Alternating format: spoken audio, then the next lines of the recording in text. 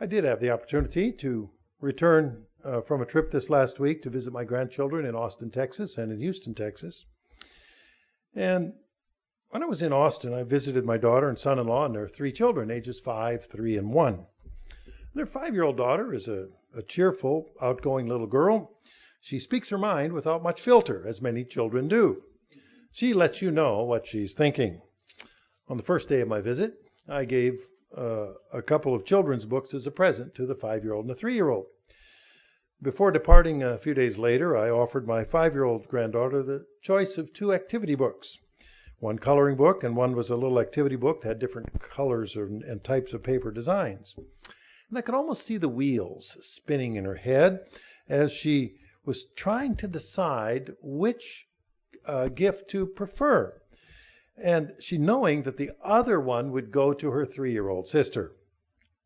My 5-year-old granddaughter looked up with a gracious smile, and she said, "How about both of us get both books? That way we can each share." She said it plainly. There was no subterfuge or reservation or guile. And her mother, my daughter, said that the 5-year-old's love language is gifts. To demonstrate that love, she, like her mother, gives and receives gifts. To feel love, she particularly enjoys receiving gifts, however small. And so it's little gifts that give comfort, that comfort them, and then they feel love. So my little 5-year-old granddaughter, Evelyn, she openly expresses herself without reservation. Sometimes that can be awkward when our children say things in public that perhaps would be better left unsaid. Years ago, our grandson, about the age of 4, once told a gray-haired lady in Walmart, he walked up to her and said, "You sure look old." Well, the kids really, they didn't mean to be cruel or mean-spirited, or they're simply being frank, and haven't you learned there are times where they have to watch their words in order to be gracious. There's a biblical example of a person who said bluntly what he thought. In John chapter 1, in verse 43. In John chapter 1, verse 43, we have this occasion where Jesus Christ was in Galilee, and he was rounding up a number of disciples. So in John 1, verse 43, he said, "The following day Jesus wanted to go to Galilee, and he found Philip and said to him, 'Follow me.' Now Philip was from Bethsaida, the city of Andrew and Peter. And Philip found Nathanael and said to him, 'We found him of whom Moses in the law and also the prophets wrote, Jesus of Nazareth, the son of Joseph.'" Verse 46, "And Nathanael said, 'Can anything good come out of Nazareth?' Philip said, 'Come and see.'" Well, let's pause for a moment as we absorb what Nathanael said. Can anything good come out of Nazareth? What kind of reputation did Nazareth have that a person living elsewhere would consider that to be, strange? What good could come from there? I can imagine somebody saying, well, what good could come out of certain cities in the United States? Where you go, whoa, how can that? And I'll refrain from saying that because we have church people in those places. According to and of all places, a professor of biblical and Quaker studies from George Fox University wrote an article that showed up in the Huffington Post entitled, "Can Any Good Thing Come Out of Nazareth, the Hometown of Jesus?" And he writes, "Reported in all 4 Gospels and the Acts, Jesus is hailed as coming from Nazareth, but this connection is not something to be bragged about. For one thing, Nazareth was a small village during the days of Jesus, perhaps boasting a population of only a few hundred. For another, Nazareth did not have the greatest of reputations politically. Following the death of Herod the Great in 4 BC, the Roman armory in Sepphoris, about 4 miles from Nazareth, was robbed, and the Romans retaliated by crucifying 2,000 Jews as a disincentive to such revolts." Well, it would certainly be a disincentive for me to be a revolt if you had 2,000 people crucified. The Sepphoris was burned to the ground, and its inhabitants were sold into slavery. Well, maybe that's where Joseph and Jesus did some of their construction work. Less than a decade later, Jesus was just a boy. Judas the Galilean instituted a tax revolt, evoking another crackdown by the Romans, in which many were also crucified. Therefore, one can appreciate the jaded words of Nathanael in John 1:46, "Can any good thing come out of Nazareth?" In other words, there were bad results from things that had occurred there earlier. So it may have been a saying that just came out naturally. It was unfiltered. And then the interesting part here that we're going to really get into today is John 1:47. What's the next verse? Jesus saw Nathanael coming toward him and said of him, "Behold, an Israelite indeed, in whom there is no deceit." Well, that's the New King James Version. In the King James Version, they say, "In him in whom is no guile." Well, I'm titling today's message, "Dripping with Guile." I'm not speaking about anybody in our congregation. Rather, I'm referring to the potential characteristic in everyone's mind that prods us to consider the use of deception, whether big or small.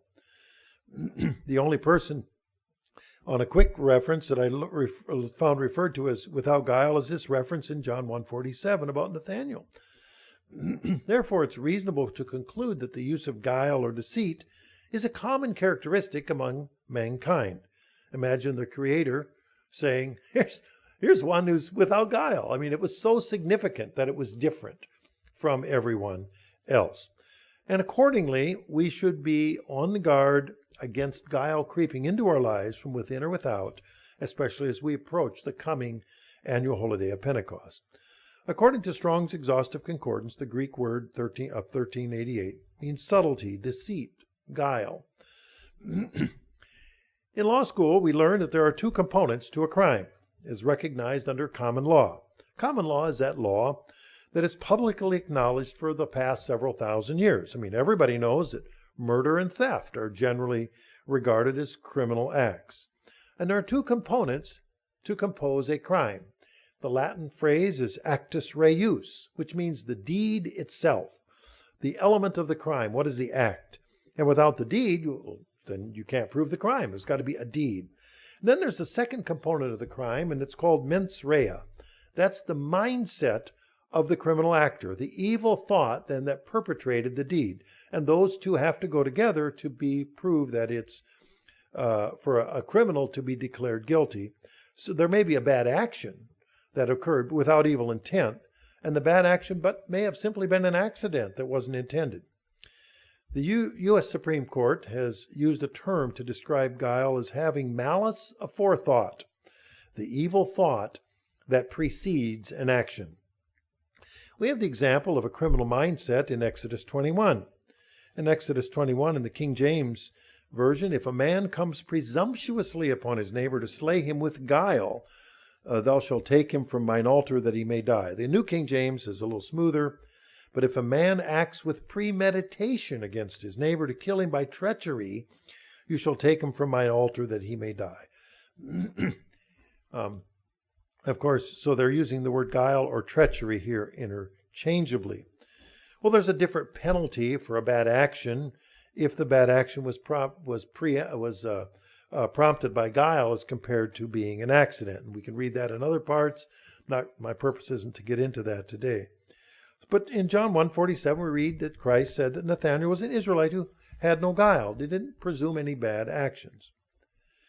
In Psalm 32, in verse 2, we read, "Blessed is the man in whom the Lord imputes no iniquity, in whose spirit there is no guile." Sounds like a hymn that we sing, doesn't it?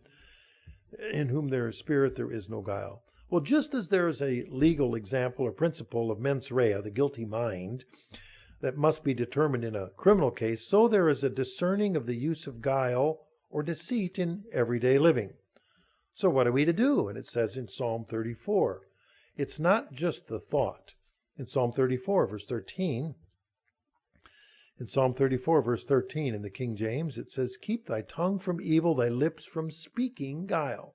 So it isn't just the thought, it's the actual saying that you're trying to deceive someone, to speak with guile, with the intent to mislead or deceive others, then what leads to a bad result. And I suspect that all of us have been victims of guile at some point. Somebody somewhere may have set us up to get hurt. Perhaps we were deceived, maybe stabbed in the back on the job, so to speak, or at school, or in our neighborhood, or a community. Maybe a neighbor that who knows? And I've heard all kinds of stories about that, the impossible neighbor, or even perhaps by a family member. An attorney once told me that's remarkable how you really don't know the character of someone until after a family funeral when they start dividing up the estate. I knew a family of 7 children. They buried their widowed mother. The day of the funeral, they were all very polite for the family pictures. I saw the family pictures. All the adult children were all there. The next day, they all went out and hired a lawyer. The mindset, or the evil mindset, the tendency to that is in everyone, but we have some examples in the Bible that are really quite remarkable. And I'd like us to turn to 1 Kings in chapter 16 and verse 32. In 1 Kings 16 and verse 32. And we think of the name Ahab, we think evil.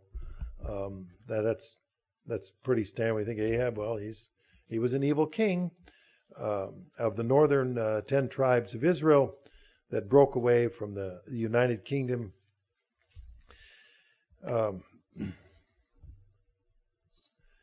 1 Kings 32, I'll find it.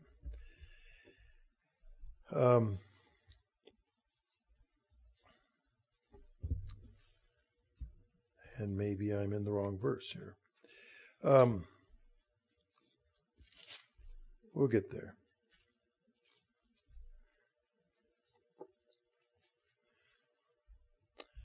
Let's start in 29. In the 38th year of Asa, king of Judah, Ahab the son of Omri became king over Israel, and Ahab the son of Omri reigned over Israel and Samaria 22 years. Now Ahab the son of Omri did evil in the sight of the Lord more than all who were before him.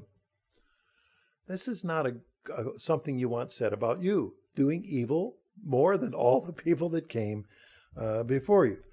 And it came to pass, as though it had been a trivial thing for him to walk in the sins of Jeroboam, the son of Nebat, that he took as wife Jezebel, daughter of Ethbaal, king of Sidonians. He went and served Baal and worshipped him. So he did evil, and then he compounded it by marrying somebody who was Ethbaal, the daughter of Ethbaal, the king of the Sidonians. Verse 32, he set up an altar for Baal in the temple of Baal, which he built in Samaria. And Ahab made a wooden image. Ahab did more to provoke the Lord God of Israel to anger than all the kings of Israel who were before him.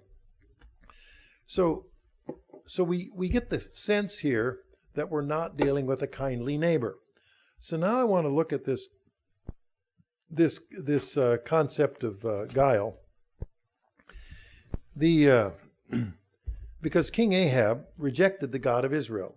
Instead, he chose to worship the Canaanite god of Baal, and he chose a Baal worshiper to be his queen, Jezebel. Often we refer to as that Jezebel or evil Jezebel.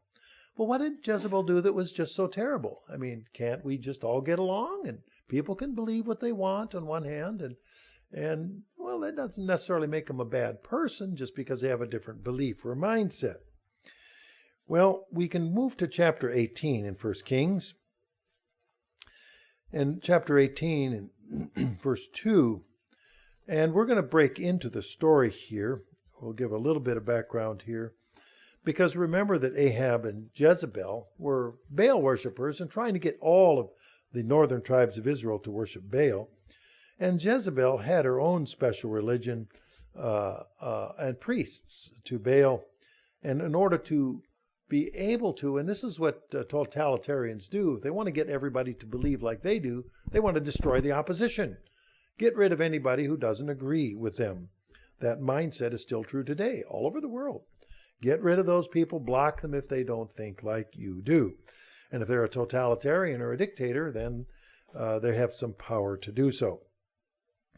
So aside for the moment that the Canaanite god Baal and the Baal worshippers, aside from the human sacrifice and pagan worships of Baals, I mean, we can read about Jezebel's deeds. Okay, and so we go on to 1 Kings 18:2. Elijah went to present himself. Elijah is the prophet of God. Present himself to King Ahab. And there was a severe famine in Samaria. And Ahab called Obadiah, who was in charge of Ahab's house. Now Obadiah feared the Lord greatly, for so it was, while Jezebel massacred the prophets of the Lord, that Obadiah had taken 100 prophets and hidden them 50 to a cave and had fed them with bread and water. So now we see that in this evil King Ahab and evil Queen Jezebel's house, you had a righteous man. Obadiah was the governor of the house. Now, an acquaintance of mine happened to be the governor's mansion manager in another state, and he was the manager. Did he agree with everything the governor said? No, but he was the manager of the household. And I found it interesting because he was a church member that he was managing this particular governor's household, and there were lots of parties and such in that house that we would certainly never condone as church members. And then we read in verse 4, it was Jezebel massacred the prophets of the Lord. So she was getting rid of the opposition. She was orchestrating the deaths of the prophets of God, or the priests of God. And Obadiah had taken 100 prophets, hidden them 50 to a cave, and fed them with bread and water. Now, we read earlier there was a famine. So do you imagine how much it would have cost in labor and resources to take and get food and water during a drought to feed these prophets in caves? And could he do so openly? The Bible doesn't say that that was guile, because he wasn't trying to perform evil. He was trying to save lives. And so we read on here, this, that was in what, verse, and that was in verse 4. But now we go down, there's a confrontation between Ahab and Elijah, and we read throughout in chapter 18. Now, and I'm not going to focus on that particular part there, but I do want to jump down to 1 Kings 21, verse 1, to look at some of the other evil doings of this Jezebel. We already know that she's a murderer, a conspirator to murder, and facilitating the murder, and a Baal worshiper. To give you an idea of the evil of Baal, is that they would sacrifice their firstborn child by placing the firstborn child in a building they were building. And so in the foundation, they would kill the eldest child, whether baby, and put him in the foundation. And now that was their mindset for their religion.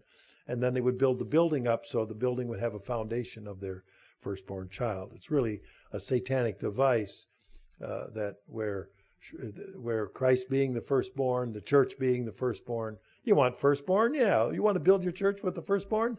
It's really a satanic device. So this was the kind of mindset of Baal worship that was occurring at that time. So just understanding, it's hard to get into the evil mindset, but just so we can see from the outside what Jezebel was like. Let's look in 1 Kings 21 in verse 1. And it came to pass after these things that Naboth the Jezreelite had a vineyard which was in Jezreel next to the palace of Ahab king of Samaria. So Ahab spoke to Naboth, saying, Give me your vineyard, that I may have it for a vegetable garden, because it's near, next to my house. And for it I will give you a vineyard better than it, or if it seems good to you, I will give you its worth in money. But Naboth said to Ahab, Lord forbid I should give you the inheritance of my fathers to you.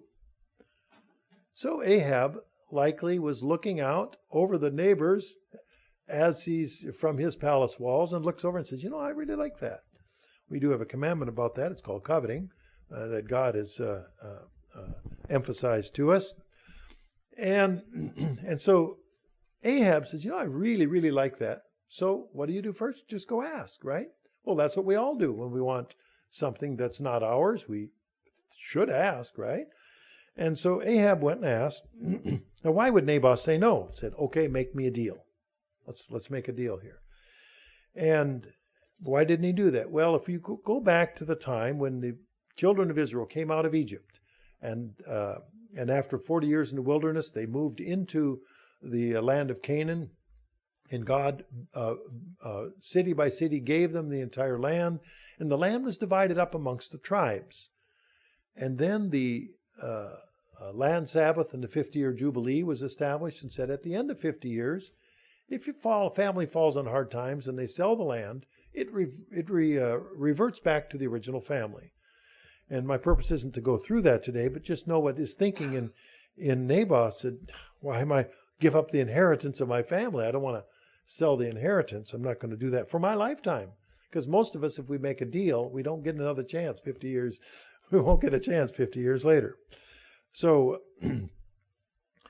what happens then is in verse 4, in 1 Kings 21, verse 4. So Ahab went into his house, sullen and displeased, because of the words which Naboth the Jezreelite had spoken to him. He said, I will not give you the inheritance of my fathers. And he lay down on his bed, turned away his face, and would eat no food.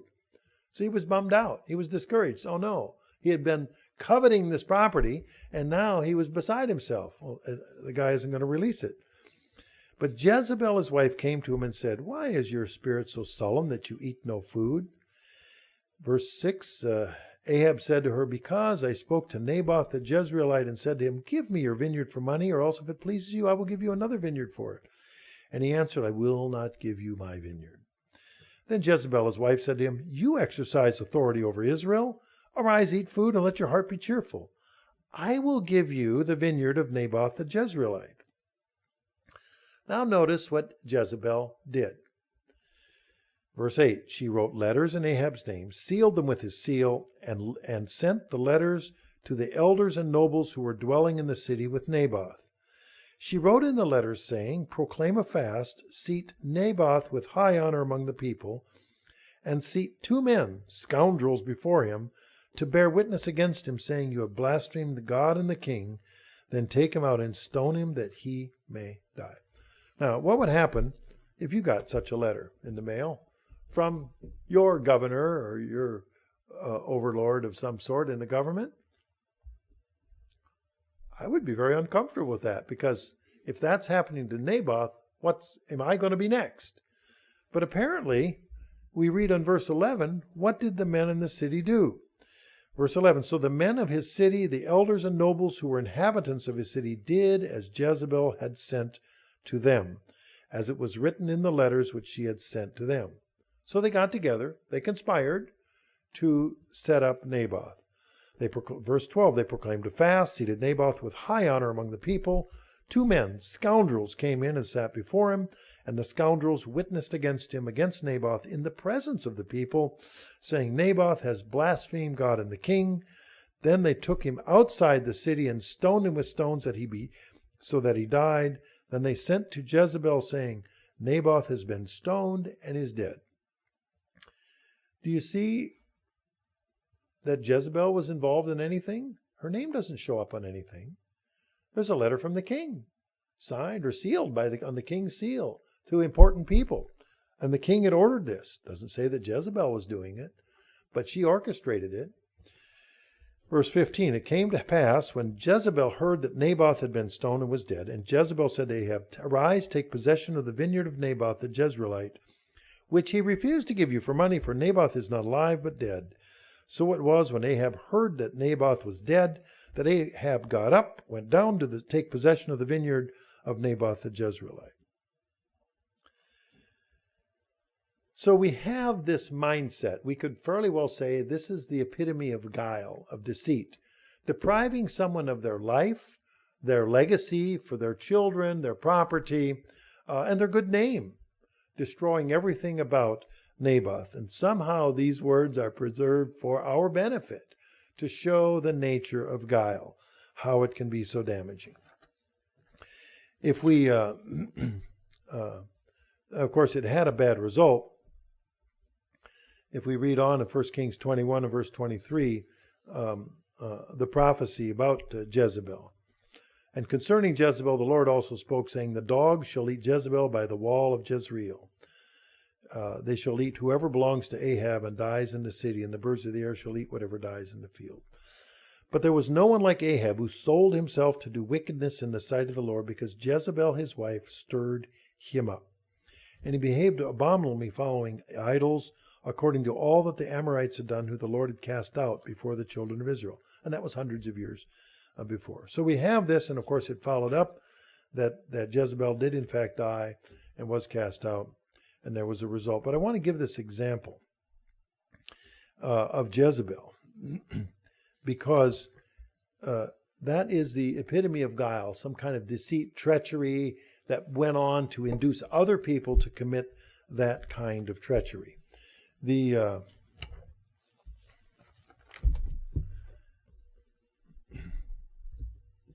We'll get there.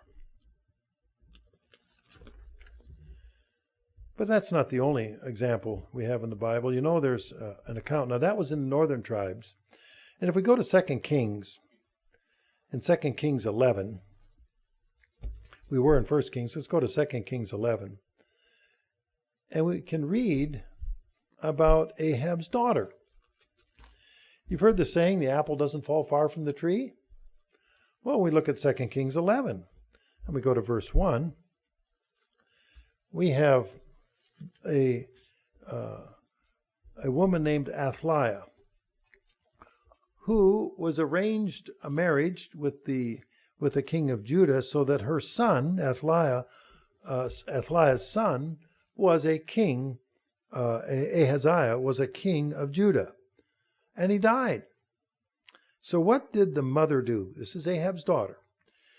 Verse 1, when Athaliah, the mother of Ahaziah, saw that her son was dead, she arose and destroyed all the royal heirs.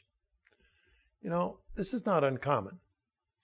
When a new person takes over, they destroy anybody throughout history who is a potential threat to their power, to their throne. And here it was. Now, her son was about 42 or so when he took the throne, so we presume she was in her 60s. Maybe 70s, and she took the kingdom. This is the southern kingdom of Judah. And we can read on that one of the king's sons, who was about a year old, was smuggled away by an aunt, or aunt for you southerners. Got to understand where I'm speaking here. And that was hidden away by a priest who was married to the king's to the king's sister, the dead king's sister. And for 6 years, in verse 3, for 6 years, Athaliah reigned over the land. And so there's a parallel of this one in 2 Chronicles 22, where this goes through. But really, what has happened here is that Athaliah, whose either mother or stepmother was Jezebel, was involved in the same kind of actions. Let's kill anybody or deprive them of life, liberty, and property in every direction if they are going to have a potential of hurting her power. Because who's there to, because what does she care after she's dead? She's going to maintain her power base. And she was killing her own grandchildren in order to seize the throne. And if we read on in later 2 Chronicles 23, the grandson Joash then becomes king in chapter 23, verse 1. In fact, the whole chapter 23, with his uncle, the priest, as the regent guiding him. And so as a 7-year-old did many interesting and good things. So what we have is this same mindset, the same guile, the same criminal intent that's in the mind that's carried out with actions. Did Athaliah herself swing the sword? We have no mention of that, just like Jezebel. Didn't have to do it. Had other people to do the things for them. And so they set up other people who were false witnesses that could carry out the thoughts in their mind. We have the example of Stephen in Acts 6 in verse 8. I'm going to turn to Acts 6 in verse 8.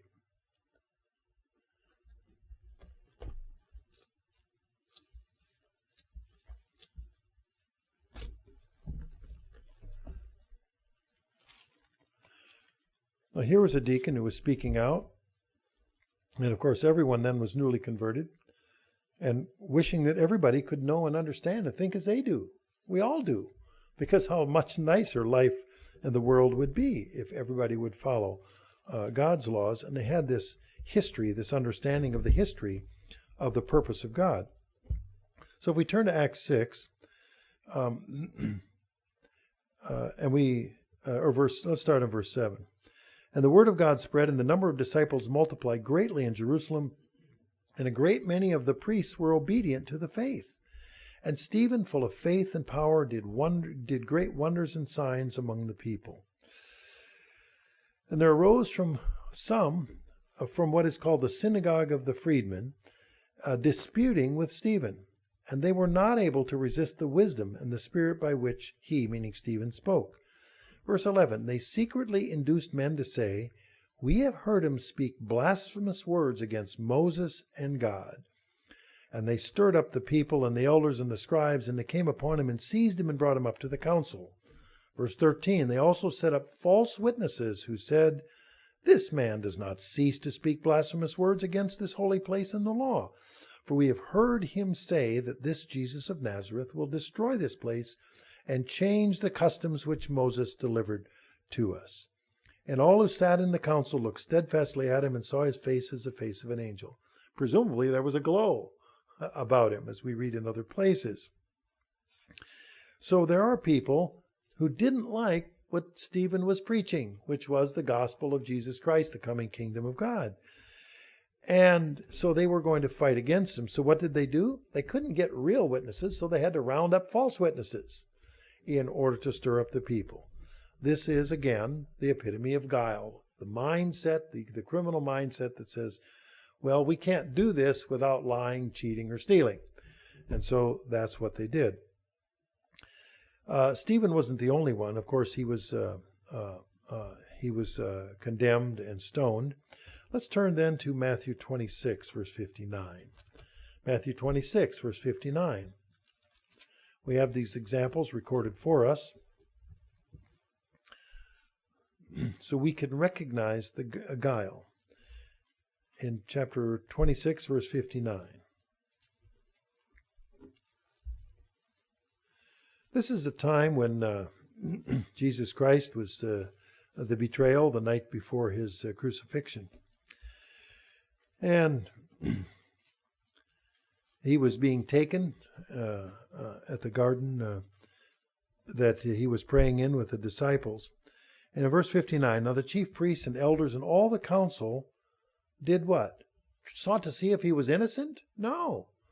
What does it say? They sought false testimony against Jesus to put him to death. They weren't interested in the truth.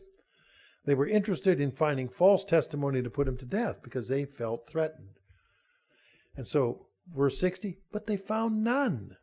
In other words, who's going to speak against him? Well, apparently what Jesus Christ was saying was plain and obvious to all of those that listened or were willing to listen, they had ears to hear.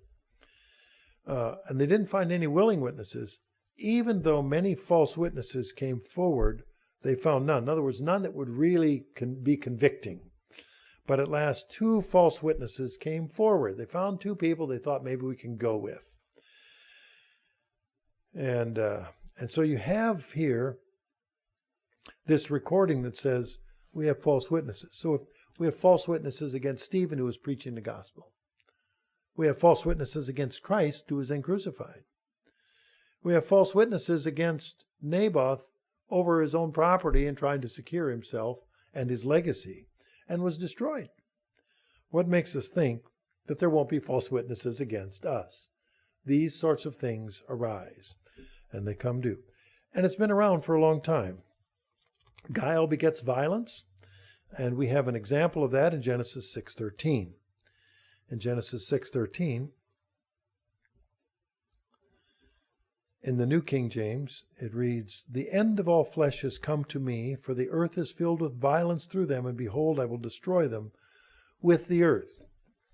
In other words, things were so wicked at that time. The mindset, the evil mindset was so wicked. And how was it being carried out? Well, with violence. How did Naboth die? What was the result of the guile in his case? He was killed. What about the case of Athaliah? What happened? She killed her grandchildren. What about the case of Stephen? He was stoned. What about the case of Jesus Christ? He was crucified. So the result of guile then has an effect upon destroying people's lives. So we read this, and this has been around a long time. And we can then go, and mankind, of course, was given a new start after the flood, yet the nature of man was still there. In Psalm 55 and verse 11. Psalm 55 and verse 11, we read more about the nature of man, and this is long after the flood. Wickedness is in the midst thereof. Deceit and guile depart not from her streets. You see, the guile is among us. We can see it. We can see it in the world around us. The Bible is not some kind of cosmic trick to deceive people. And the gospel that Jesus Christ preached is not there to deceive people. The apostles didn't preach to deceive people. In 1 Thessalonians 2, verse 3, Paul writes, "Our exhortation was not of deceit, nor of cleanness, nor in guile." We're not trying to trick you here. We're trying to bring you the truth. We're not trying to pull some stunt over you for our own benefit or anything else. So it's our responsibility to recognize the guile and then to avoid the deceit or the treachery that leads to bad results. This is particularly true when we read the scriptures about guile when it refers to speaking to others. In 1 Peter, there are 3 verses. In 1 Peter, starting in 1 Peter 2, verse 1. What are we to do? Instructions in one simple verse. Laying aside all malice, that's hatred or evil thought in the heart, all guile and hypocrisies and envies and all evil speakings. So it's saying not just the thought, but don't give voice to that thought. In 1 Peter, also in 1 Peter 2 and verse 22, speaking of Christ, who did no sin, neither guile was found in his mouth. In other words, he wasn't thinking sinfully and he wasn't speaking sinfully. So we have to be careful not to speak that way. 1 Peter 3 and verse 10, the third of these 3. For he that will love life and see good days, let him refrain his tongue from evil and his lips that they speak no guile. Now I mention this because we need to recognize guile. We need to recognize that not everybody is out for our own best interests. Not everybody is our friend. Not everybody is the friend. And we see that in the world around us. And we don't want to be caught unawares. In 1 Corinthians 10, starting in verse 1. In 1 Corinthians 10.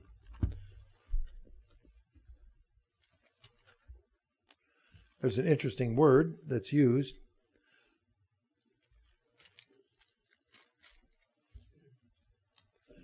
Moreover, brethren, I do not want you to be unaware that all our fathers were under the cloud, all passed through the sea. And it goes on to explain the history of the tribes of Israel.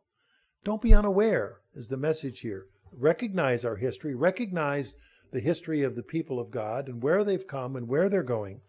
Don't be caught unawares. So not speaking or thinking guile isn't just not an admonition from Peter, but a requirement as well for the as we sit before the judgment seat of God. In Revelation 14, in verse 5. In Revelation 14, verse 5.